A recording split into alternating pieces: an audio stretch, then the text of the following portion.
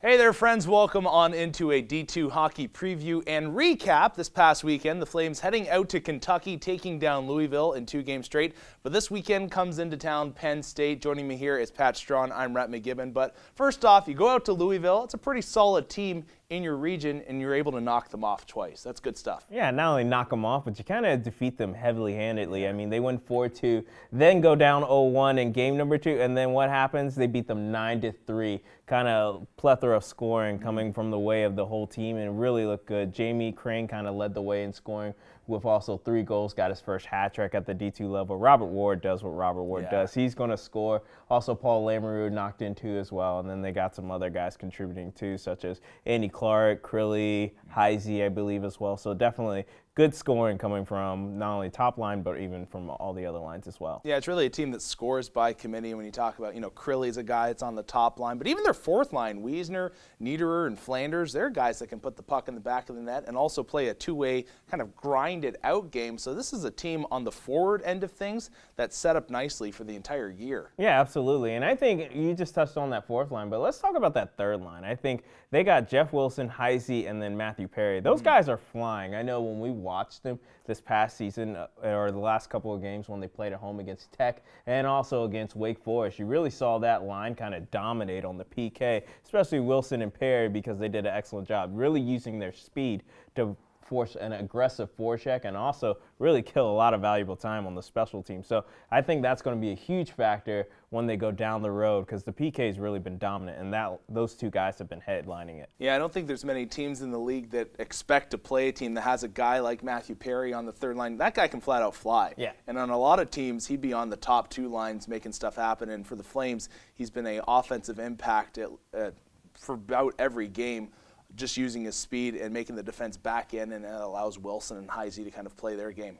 Also, another big aspect of the Flames game has been their goaltending. You've got Scott, and you also have Epp, the guys that have taken them to back-to-back national championship games in a tandem this season. And really, I wouldn't say they've played a top-tier team in their region, but that's going to happen this weekend with Penn State coming to town, and both goaltenders are going to have to be sharp. Yeah, I think the maturation of both their games has really developed over the last couple of years. Scott now being a junior, and then Epp also being a junior by status, but he only played 1 season of collegiate hockey, which was last year. So I think the team really benefited from him coming back as one of those key cogs, because this team did lose a lot of guys, and more importantly, lost a lot of scoring to last season's team. So now he's one of the cornerstones, and like you said, they really got a 2-headed monster in net, and I think it's going to be huge for them coming against Penn State, because right now Penn State's offense has been flying, and they've been led by guys of Beck, O'Donnell, who was on the team last year, and also Horgas. Like, those guys all have 7 points each, so that's huge as well. And also, they're outscoring teams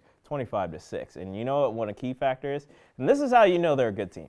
When they can beat Florida Gulf Coast on the road, that's when you know they're a good team. Beat them 5-2. That's huge, solid. I think, coming into this coming weekend. And also beat conference opponent in Ryder as well. Not only took it to them 5-1, but also beat them 9-3 as well. Yeah, whenever you go down there to Florida and you get your guys, they always want to go out on the beach, and it's like a trap that Florida Gulf Coast has. You get your guys out there, they get in the sun, they get tired, and then they go play hockey that night, and they end up getting wore down just from being out in the sun all day. But good on Penn State winning that one. I think, we talk about the Flames, obviously strong up front and on the back end. I'm not going to say it's a questionable area, but the area where there's probably a little bit of inexperience is on the back end. But when you have veteran goaltenders back there that can make up for some mistakes, it's just going to give that defensive core confidence moving forward. I think also one of the confidence boosters for his team, your captain's on your back end too. And Jackson Roy came in as a rookie last season, and now he's really getting things really going for this team. He's been really leading by example, solid 2-way defenseman for the Flames, and I think he's going to be huge this coming weekend against Penn State, especially one factor that they got to be careful about. They're in the box quite a lot already. Yeah. I mean, so far this season, 69 PIMs in 4 games. That's not really good. That's a lot. Averaging well over almost about a period and a half in the box. So you definitely got to be careful, especially when you got a team in Penn State who, as I just mentioned, they really have a knack for putting the puck in the back of the net. Well, make sure you come and check them out this weekend. They play Friday and Saturday, or you can watch them online at BigSouthSports.com. And Pat, why don't you tell us about some social media? Well, absolutely. I mean, obviously, you got to follow us on Facebook. Yeah. That's the big thing. But Twitter, love that's the game you need to be, especially follow Liberty D2 Hockey, but also follow Club Sports so you can hear about not only just D2 hockey, but also the other 5 hockey teams we have here, and as well as the 41 Club Sports teams too. And also, bigger thing coming up, you'll be able to check out Monica McKenzie, who's normally sitting here. Yes. She'll be able to get some of your recaps and all that fame that things that we like. And also, you're the man on the call this weekend. I am on the call, so make sure you check out all the great content online. For Patrick Strawn, I'm Rett McGibbon. We'll see you next time.